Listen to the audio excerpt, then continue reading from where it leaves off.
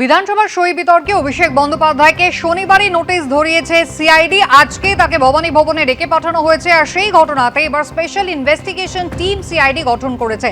একজন ডিআইজির নেতৃত্বে এই টিম গঠন করা হয়েছে। বিধানসভার সই বিতর্ক আপনারা জানেন, যেখানে কয়েকজন বিধায়কের সই যথাযথ নয় এমনটাই অভিযোগ কিন্তু বিধানসভার পক্ষ থেকে করা হয়েছিল। হেয়ার স্ট্রিট থানায় বিধানসভার কয়েকজন অফিসার তাদের নজরে পড়েছিল এবং তারপরে অভিষেক বন্দ্যোপাধ্যায় প্রস্তাব যেহেতু তিনি দিয়েছিলেন সেই কারণে তাকে সিআইডি নোটিশ দিয়েছিল। আজ তাকে ভবানী ভবনে ডেকে পাঠানো হয়। আর এই ঘটনাতে এবার স্পেশাল ইনভেস্টিগেশন টিম গঠন করেছে সিআইডি। একজন ডিআইজির নেতৃত্বে এই টিম গঠন করা হয়েছে।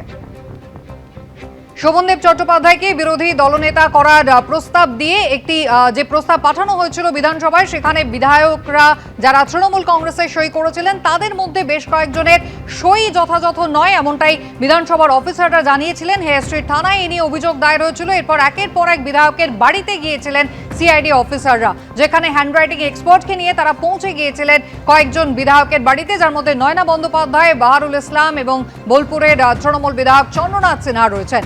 আর সেই ঘটনাতেই অভিষেক বন্দ্যোপাধ্যায়কে সিআইডি নোটিশ দেয় শনিবার। আজ তাকে ডেকে পাঠানো হয়। স্পেশাল ইনভেস্টিগেশন টিম এবার সিআইডি গঠন করলো। কথা বলবো পার্থ প্রতিম ঘোষ, আমাদের প্রতিনিধি রয়েছেন আমাদের সঙ্গে। পার্থ, তদন্তের কাজ সিআইডি কিভাবে এগিয়ে নিয়ে যেতে চাইছে? দেখো, ইতিমধ্যে তুমি দেখেছো যে সই বিতর্ক, বিধানসভায় সই বিতর্কের ঘটনায় কিন্তু একাধিক বিধায়ককে জিজ্ঞাসাবাদ করার পর অভিষেক বন্দ্যোপাধ্যায়কে একেবারে বাড়িতে গিয়ে তার হাতে সিআইডি তার সমন দিয়ে এসছে এবং আজকে দুপুর 12টার সময় ভবানী ভবনে অভিষেক বন্দ্যোপাধ্যায়কে হাজির হওয়ার জন্য নির্দেশ দেওয়া হয়েছে। কারণ তাকে সিআইডি আধিকারিকরা জিজ্ঞাসাবাদ করতে চান। এবং এই যে তদন্ত, সেই তদন্তে ইতিমধ্যে সিআইডি একটি এসআইটি বা স্পেশাল ইনভেস্টিগেশন টিম গঠন করেছে, যে টিমে একেবারে মাথায় রয়েছেন একজন ডিআইজি এবং সেই ডিআইজির নেতৃত্বে একজন ডিএসপি এবং দুজন ইন্সপেক্টর, তারা রয়েছে এই স্পেশাল ইনভেস্টিগেশন টিমে আপাতত। এবং যে বিষয় জানতে পারছি সিআইডি সূত্রে, সেটা হচ্ছে বিধায়কদের জিজ্ঞাসাবাদ করার পরবর্তীকালে যে যে তথ্য তারা পেয়েছে সেই তথ্যের উপর ভিত্তি করে অভিষেক বন্দ্যোপাধ্যায়কে জিজ্ঞাসাবাদ করতে চান তারা, এবং সেই মতো সেই প্রশ্ন সেটাও কিন্তু ইতিমধ্যে তারা তৈরি করে রেখেছেন।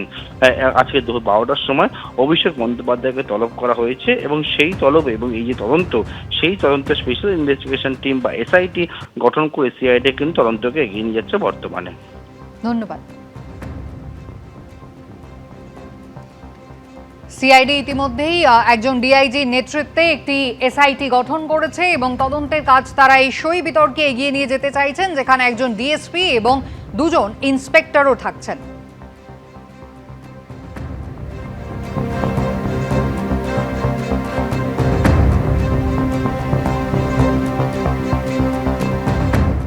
নতুন বিজেপি সরকারের মন্ত্রিসভার ৩৫ জন সদস্য আজ শপথ বাক্য পাঠ করবেন। কিন্তু আগের তৃণমূল সরকার এবং তার প্রাক্তন মন্ত্রীদের নিয়ে বিতর্ক থামছেই না। হাওড়া স্টেডিয়ামে নিত্যদিন ইভিনিং ওয়াকে যেতেন রাজ্যের প্রাক্তন মন্ত্রী অরূপ রায়। আর সেই সময় স্টেডিয়ামে থাকতে পারতেন না আর কেউই। প্র্যাকটিস বা খেলা চললেও তা হয় বন্ধ রাখতে হতো, না হলে আগেই শেষ করতে হতো। তৃণমূল আমলে এটাই ছিল অলিখিত নিয়ম। এমনই চাঞ্চল্যকর অভিযোগ উঠেছে হাওড়ায়, যদিও সমস্ত অভিযোগ অস্বীকার করেছেন হাওড়া মধ্য কেন্দ্রের তৃণমূল বিধায়ক। মন্ত্রীবাবু যেই ঢুকলেন সেখানে সঙ্গে সঙ্গে আমাদেরকে বেরিয়ে যেতে হতো। রেফারিকে আমাদের বলতে হতো একটু তাড়াতাড়ি করে ম্যানেজ করুন। রাজ্যের প্রাক্তন মন্ত্রী অরূপ রায় হাঁটতে আসবেন, সেজন্য আগে থেকেই ফাঁকা করে দেওয়া হতো হাওড়া স্টেডিয়াম। খেলার মাঠ থেকে বেরিয়ে যেতে হতো খেলোয়াড়দেরই। পূর্বতন তৃণমূল সরকারের আমলে এটাই নাকি ছিল অলিখিত নিয়ম। এবার এমনই অভিযোগ উঠল রাজ্যের প্রাক্তন সমবায় মন্ত্রী ও বর্তমানে হাওড়া মধ্য কেন্দ্রের তৃণমূল বিধায়ক অরূপ রায়ের বিরুদ্ধে।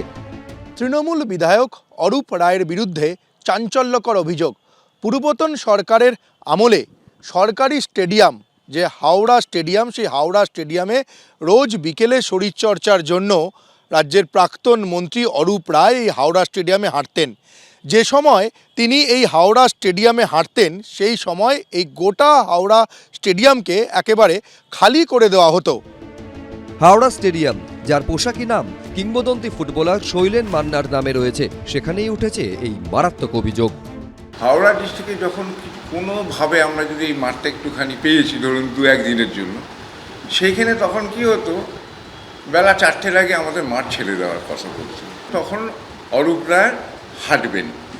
এবার ওনার যারা সঙ্গী সাথী হয় তারা আমাদের আগে বলে দিত 4টের মধ্যে খেলা শেষ করতে হবে। স্টেডিয়াম পুরো ফাঁকা থাকে, তিনি হাঁটতেন, তার আরও সব লোকজন আছেন তারা একসঙ্গে হাঁটতেন। এটা সারাক্ষণ মোটামুটি সারা বছর চলছে। অভিযোগ এটাই ছিল হাওড়া স্টেডিয়ামে রোজ নামচা। তবে এখানেই শেষ নয়। কলকাতা লিগের বেশ কিছু ম্যাচ হতো এই হাওড়ার শৈলেন মান্না স্টেডিয়ামে। অন্যান্য স্টেডিয়ামে দুপুর 2:30-3টে নাগাদ লিগের ম্যাচ শুরু হলেও হাওড়া স্টেডিয়ামে নির্ধারিত সময়ের আগেই শুরু করতে হতো ম্যাচ, কারণ মন্ত্রী অরূপ রায় ইভিনিং ওয়াকে আসবেন, তাই তার আগেই ফাঁকা করতে হতো স্টেডিয়াম। উঠেছে এমনই অভিযোগ। রেফারিকে আমাদের বলতে হতো একটু তাড়াতাড়ি করে ম্যানেজ করে, 2টোর মধ্যে আমাদের শুরু করতে হতো। এবার প্রত্যেকটা টিম তখন ওই দুপুর গরমে খেলতে রাজি হতো না, যার জন্য এই মাঠটা আমরা ইউটিলাইজ করতে পারিনি। শুধু ফুটবল নয়, হাওড়া স্টেডিয়ামের একটা অংশে চলে ক্রিকেট প্র্যাকটিসও।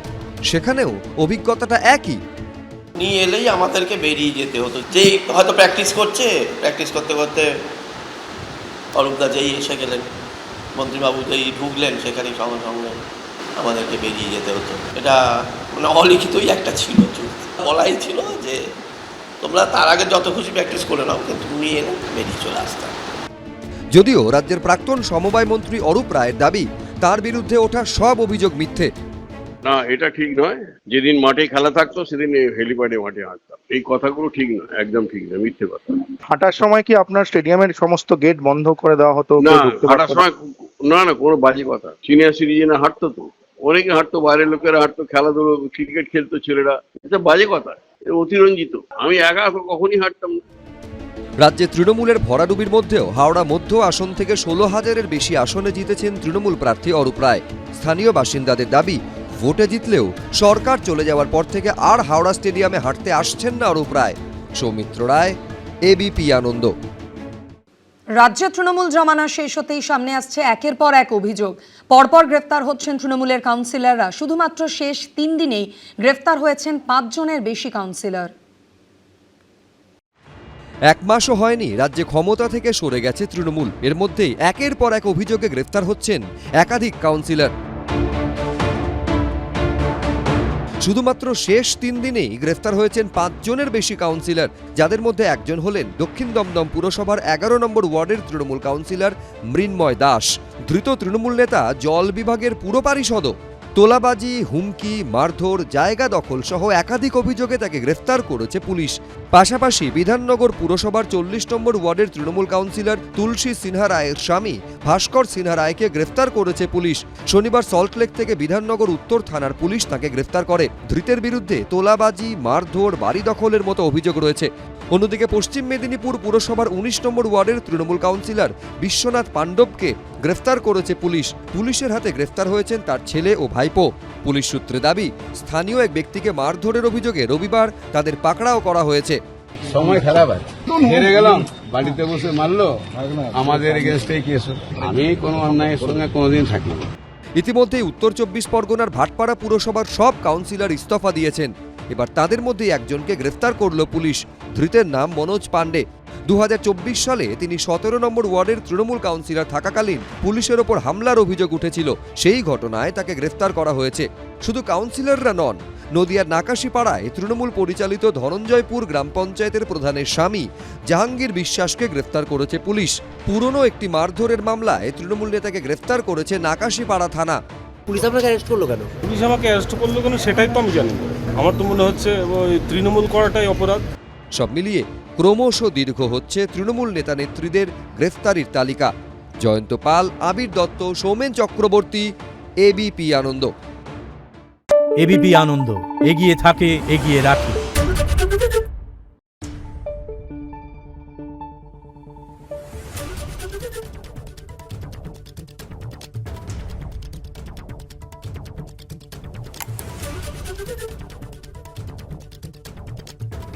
Thank you.